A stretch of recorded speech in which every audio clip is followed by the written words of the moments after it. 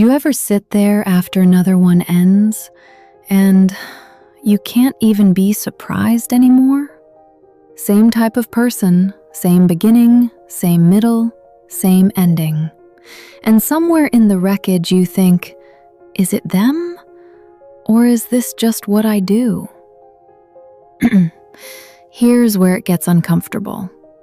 You didn't attract the wrong person. You're in the wrong relationship with the wrong person. And the reason you keep ending up there isn't bad luck. It's a pattern. There are 5 unmistakable signs, and I'm going to give you all 5, but stick around for sign 4, because that's the one almost nobody admits to, even to themselves.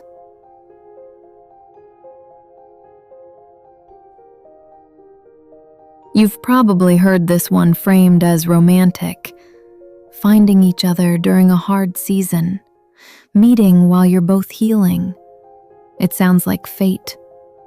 Here's what actually happens when you're stuck in a pattern. You don't meet during a season of becoming.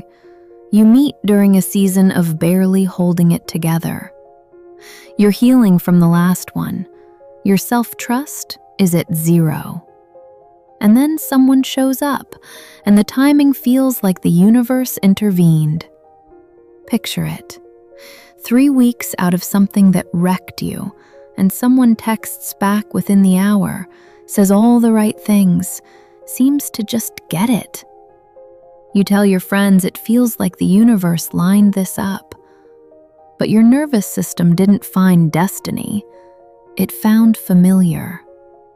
The chaos in them matched the chaos in you, and you were too tired to tell the difference. That's not fate. That's a pattern with good timing.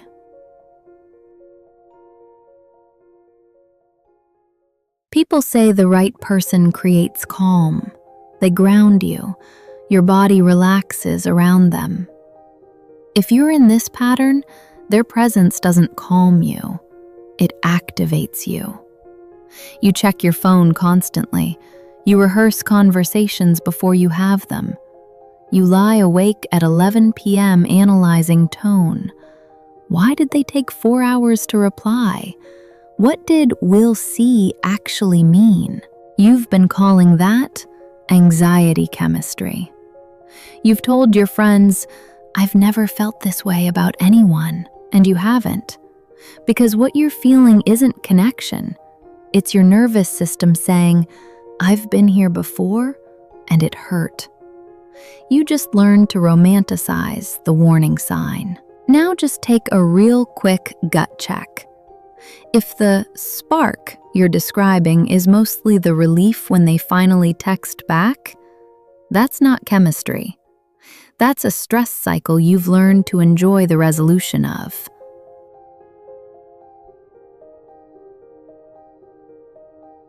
You've gotten very good at being a version of yourself that's easier to love, quieter, less demanding, less complicated.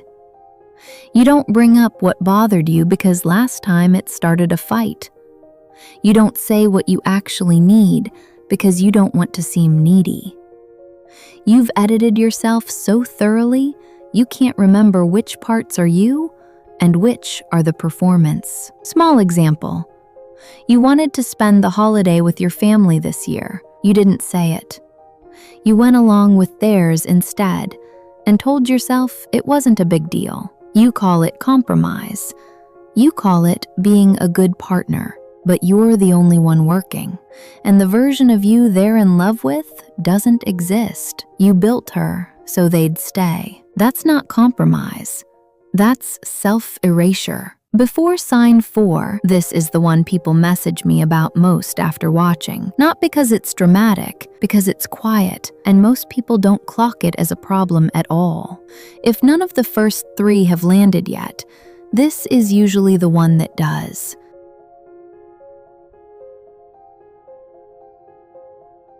They say that in the right relationship, silence feels like companionship, being known without words. In the wrong one, silence isn't empty, it's full.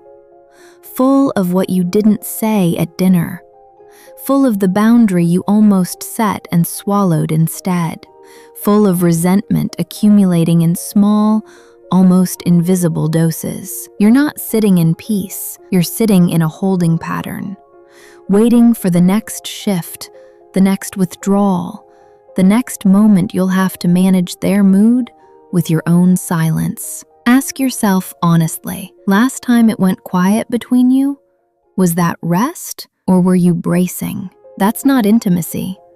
That's a hostage negotiation where you're both the hostage and the negotiator.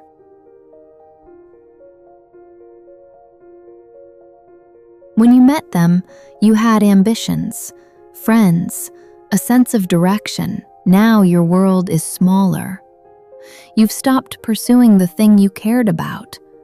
You see your friends less, or you've stopped talking about the relationship at all because you already know what they'd say. Quietly, you've been shrinking, and you've recast it as stability. Relationships take focus. I'm not chasing the next thing because I'm settled now. But you're not settled, you're dormant. Settled people grow roots. Dormant people just stop moving. In fact, they don't even notice you've gotten smaller because they didn't want the full version of you to begin with. Here's what nobody tells you about these 5 signs. You didn't invent them. You inherited them from early experiences that taught you love had to be earned, chased, performed. But you're the one who keeps the pattern alive. Every time you call anxiety chemistry, self-erasure compromise, and silence peace. Breaking it starts with one thing: noticing. Just noticing next time when you're about to call a warning sign passion. Because once you see the pattern, you can't unsee it. And that's where everything changes. Which of these 5 hit closest to home? Drop it in the comments. That's what this community is built on. And if this speaks to something in you, subscribe to Almost Said. We're just getting started.